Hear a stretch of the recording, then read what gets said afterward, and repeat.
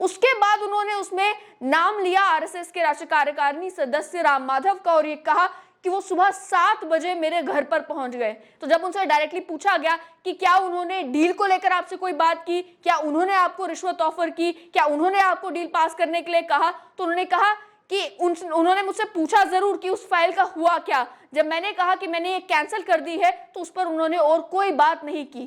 तो उन्होंने कहा कि आपको कैसे लगा कि उनकी इन्वॉल्वमेंट है या वो आपको रिश्वत देने आए हैं या वो इस मामले में इंटरेस्ट ले रहे हैं।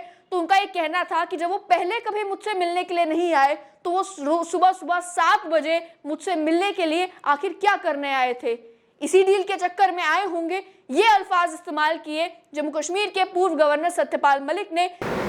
जम्मू कश्मीर के पूर्व गवर्नर सत्यपाल मलिक, जिनसे जब पहले पूछा जाता था कि आखिर वो कौन आरएसएस का लीडर है जिसके बारे में आप बार बार ये कहते हैं कि मुझे 300 करोड़ की ऑफर थी, अगर मैं 2 डील्स को अप्रूव करता तो मुझे 300 करोड़ मिलते। रिसेंटली एक इंटरव्यू में उन्होंने उस आरएसएस लीडर का नाम रिवील किया और नाम लिया आरएसएस के राष्ट्रीय कार्यकारिणी सदस्य राम माधव का। उसको लेकर राम माधव ने एक लीगल नोटिस सत्यपाल मलिक को भेज दिया। अब जब पूर्व गवर्नर सत्यपाल मलिक से उस लीगल नोटिस के बारे में पूछा गया और ये पूछा गया कि क्या आप माफी मांगेंगे, तो उन्होंने माफी मांगने से इनकार कर दिया।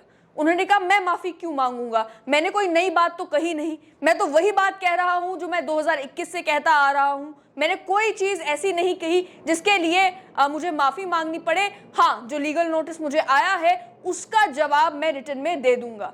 लेकिन कल वायर के साथ एक लंबा इंटरव्यू सत्यपाल मलिक का था और उस इंटरव्यू में कई सारे सवालों के जवाब सत्यपाल मलिक ने दिए। उन्होंने बात की पुलवामा की, उन्होंने बात की ये 300 करोड़ की डील की और भी कई सारे सवाल जो है वो केंद्र सरकार के ऊपर, प्रधानमंत्री के ऊपर, और जम्मू कश्मीर में जिस समय वो गवर्नर थे उस समय क्या कुछ हुआ, असेंबली का भंग होना, फैक्स मशीन का खराब होना, कई सारी बातें उन्होंने इस इंटरव्यू में की। लेकिन जब इस डील की बात हुई, यानी कि ये जो 300 करोड़ की रिश्वत की बात की जा रही थी, जब उनसे डायरेक्टली पूछा गया कि क्या 300 करोड़ का ऑफर था, तो उन्होंने ये कहा कि कश्मीर में अक्सर अफवाही खबर होती है।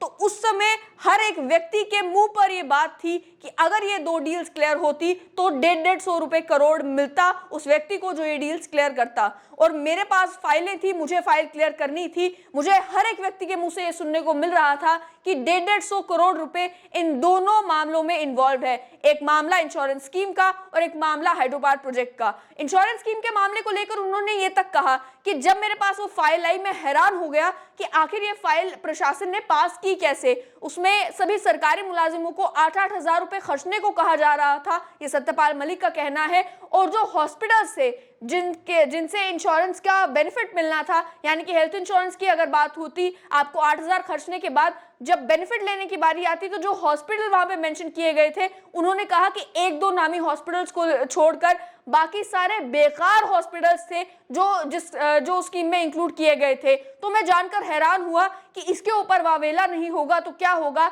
जब आप सभी सरकारी मुलाजिमों को कहेंगे कि आपको 8,000 रुपए देने हैं और उसके बाद उन्हें सर्विसेज भी अच्छी नहीं मिलेंगी। इसके चलते मुझे लगा कि इसमें कुछ घोटाला है और फिर हर एक की जुबान पर यह था कि इसमें 150 करोड़ रुपए इन्वॉल्व है, तो मैंने ये पूरी स्कीम जो है वो कैंसिल कर दी। उसके बाद उन्होंने उसमें नाम लिया आरएसएस के राष्ट्रीय कार्यकारिणी सदस्य राम माधव का और ये कहा कि वो सुबह 7 बजे मेरे घर पर पहुंच गए। मैं उस समय नहाया भी नहीं हुआ था, मैं बगैर नहाए किसी से मिलता नहीं हूं, लेकिन वो मेरे घर पहुंच गए थे। तो जब उनसे डायरेक्टली पूछा गया कि क्या उन्होंने डील को लेकर आपसे कोई बात की, क्या उन्होंने आपको रिश्वत ऑफर की, क्या उन्होंने आपको डील पास करने के लिए कहा, तो उन्होंने कहा कि उन्होंने मुझसे पूछा जरूर कि उस फाइल का हुआ क्या। जब मैंने कहा कि मैंने ये कैंसिल कर दी है तो उस पर उन्होंने और कोई बात नहीं की। तो उन्होंने कहा कि आपको कैसे लगा कि उनकी इन्वॉल्वमेंट है या वो आपको रिश्वत देने आए हैं या वो इस मामले में इंटरेस्ट ले रहे हैं।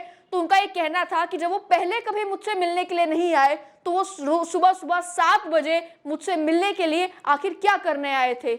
इसी डील के चक्कर में आए होंगे, ये अल्फाज इस्तेमाल किए जम्मू कश्मीर के पूर्व गवर्नर सत्यपाल मलिक ने, जिसमें वो इंक्रिमिनेट करने की कोशिश कर रहे थे कि आरएसएस के लीडर राम माधव का भी कोई न कोई जुड़ाव इस मामले के साथ है। लेकिन वहीं जब बात आएगी जो रिटर्न नोटिस, जो लीगल नोटिस राम माधव ने सत्यपाल मलिक को भेजा है, उस रिटर्न नोटिस में उनके वकील ने साफ तौर पर ये कहा है कि ये झूठी स्टेटमेंट्स है, ये डेफेमेटरी स्टेटमेंट्स है, ये झूठी statement Satyapal Malik political circles में रेलेवेंट रहने के लिए दे रहे हैं। और ये भी कहा गया कि जब से ये बयान एक इंटरव्यू में सत्यपाल मलिक ने दिया है, तब से राम माधव को कई सारे कॉल्स आ रहे हैं, ट्विटर पर उनसे कई सारे सवाल पूछे जा रहे हैं, कई सारे लोग उन्हें कई सारे सवाल पूछ रहे हैं इन डील्स को लेकर, जबकि वो कहते हैं कि मेरी इसमें कोई इन्वॉल्वमेंट थी नहीं। वहीं दूसरा मामला जो हाइड्रो पावर प्रोजेक्ट्स का था, उसको लेकर भी सत्यपाल मलिक ने कुछ इंटरेस्टिंग बातें बताई। उन्होंने कहा कि मैंने उस डील को भी अप्रूव नहीं किया, मैंने उस डील को भी कैंसिल कर दिया, लेकिन मुझसे किसी ने कहा आप ये रहने दीजिए, ये हम करवा लेंगे। उसके बाद मुझे नहीं मालूम कि वो डील करवा ली गई या नहीं करवा ली गई।